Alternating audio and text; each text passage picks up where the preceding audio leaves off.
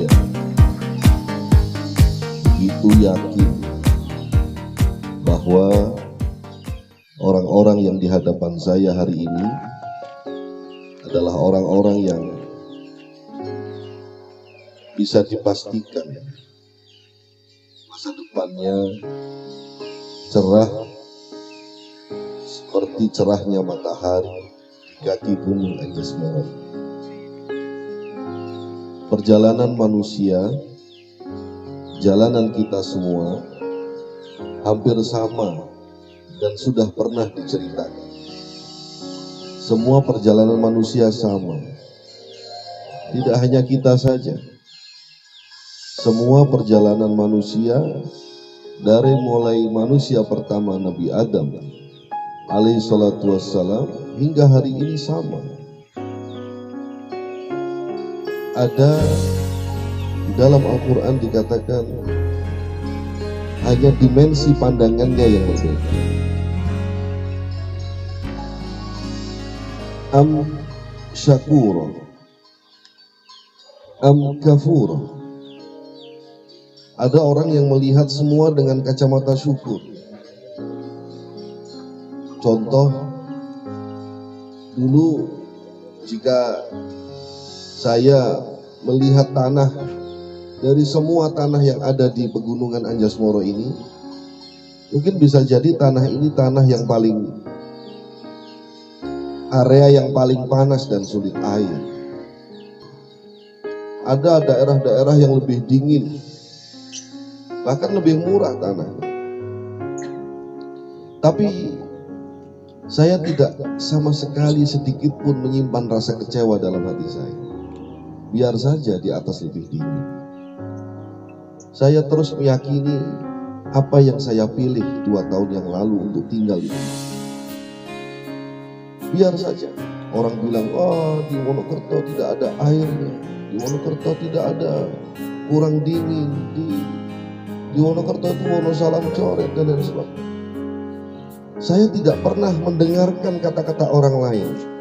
Justru saya lebih menguatkan kalimat syukur dalam diri saya. Dulu cita-cita saya sederhana. Saya hanya ingin punya rumah yang kamar mandinya di dalam, sehingga saya tidak keluar masuk untuk menenteng handuk saya karena banyak murid-murid saya yang berkeliweran di dalam.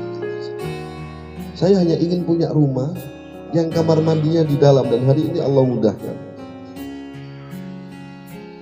Saya kuatkan hati saya, Allah kuatkan, tunjukkan kuasa-Mu.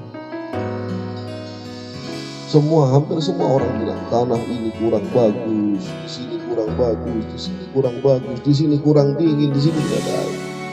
Tahu nggak? Setelah 2 tahun, hanya tempat ini yang punya view seperti ini. Mungkin hawa, kalau kita panas, kita bisa nyalakan AC atau kipas. Tapi matahari tidak akan pernah bisa dibeli. Tidak bisa orang matahari digantikan dengan lampu, tidak bisa. Daerah ini, Amlam ini adalah matahari terbaik dari seluruh tempat yang ada. Orang bisa beli dingin dengan es, dengan kulkas, dengan AC. Tapi orang tidak akan pernah bisa memakai matahari. Orang bisa merekayasa banyak hal. Air bisa direkayasa, bisa dibor, bisa lakukan water treatment. Tapi orang tidak bisa membeli view ini belakang kami. Tidak ada daerah di sekitar semua daerah ini tidak ada yang punya view. 1, matahari. 2 adalah view. Maka cara pandang kita yang paling penting. Jangan sampai kita pandai melihat kekurangan kita, apalagi melihat kekurangan orang lain. Lihatlah terus kemampuanmu. Asah. Yang suka pidato, latihlah pidato. Saya dulu latihan pidato seperti seorang Bung Karno yang dilatih oleh Haji Umar Said Sakro Aminoto. Di depan kaca, di depan tembok, saya mandi sambil pidato. Saya tiru Bung Tomo ketika pidato di Surabaya. Saya melihat bahwa apa yang Allah berikan kepada kita adalah sesuatu yang luar biasa, yang patut disyukuri dan kita kembangkan. Jangan pernah melihat masa depan, jangan pernah bisa melihat masa depan dengan kekurangan kita. Jangan pernah melihat masa depan dengan kelemahan kita. Jangan melihat masa depan dengan apa yang tidak kita punya. Lihatlah masa depan dengan apa yang Allah berikan kepada kita. Seorang Thomas Alva Edison lahir 1847 di Amerika Serikat. Bukan seorang yang istimewa. Dia penemu, namanya dikenal di seluruh dunia karena dia pertama kali yang menemukan lampu cahaya lampu. Ternyata Thomas Alva Edison ini ketika SMP seperti kalian, ketika seumuran kalian, pernah dikucilkan oleh teman-temannya karena pendengarannya yang tidak peka.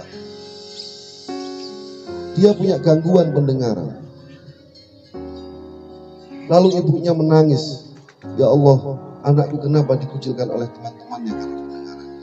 Lalu dipindahkan dia dari satu sekolah ke sekolah yang lebih jauh agar tidak dikucilkan. Thomas Alva Edison menemukan uji coba listrik setelah 2341 kali gagal. 2341 kali. Jika kalian hanya merasakan gagal cuma sekali, mestinya kalian malu dengan Thomas Alva Edison. Jangan pernah merasa kalian gagal. Kalian hanya belum berhasil. Karena Allah sedang pilihkan waktu terbaik kalian agar kalian menjadi hebat di kemudian hari. Jangan pernah merasa sulit. Ini sulit, ini gak bisa, saya bukan seperti dia. Tidak, semua orang punya kelebihan masing-masing. Yang pertama, lihatlah kemampuan kalian. Lihatlah potensi kalian. Mengukur masa depan dengan melihat potensi dalam diri kita. Lalu syukuri itu. Yakini itu. Kembangkan itu. Kalian pasti menjadi orang yang hebat. Yang kedua, jangan pernah merasa kalian gagal. Kalian bukan gagal, tapi kalian belum berhasil. Allah sedang pilihkan kalian waktu dan tempat terbaik di mana kalian merasakan kesuksesan yang mudah. Maka dari itu dua hal saja. Ingat, semua orang tidak punya kekurangan, tapi dalam satu waktu orang itu punya kelebihan.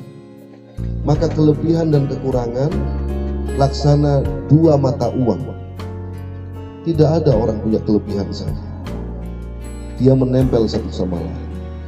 Maka jika dua mata uang itu bisa dibolak-balik, maka semestinya lebih banyak kita membalikkan mata uang kelebihan kita, kemampuan kita, potensi.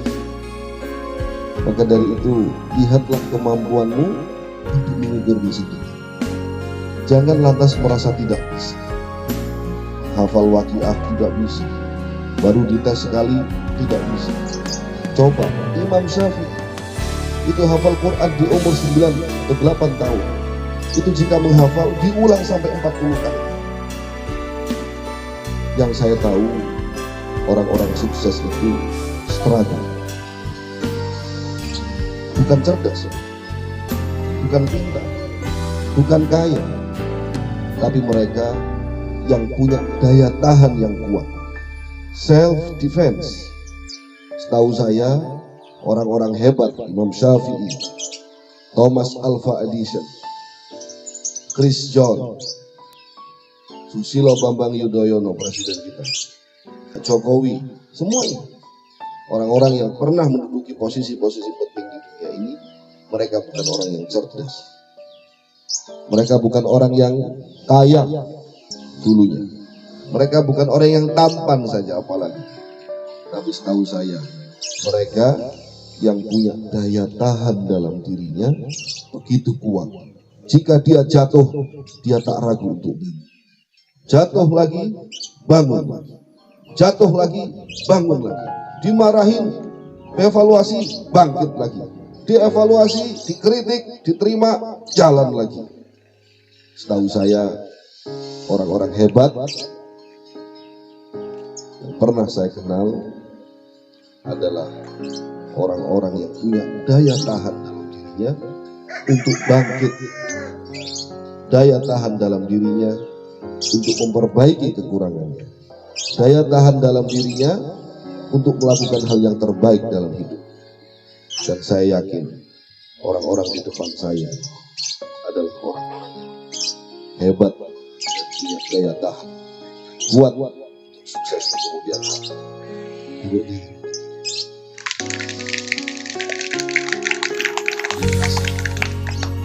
Pagi hari ini kalian luar biasa, completely itu saya kasih apresiasi.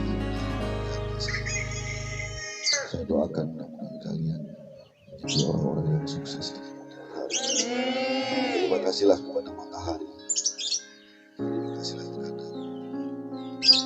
tangan yang indah dan suci, karena jadilah seperti matahari yang setiap menyinari tidak pernah menyesal.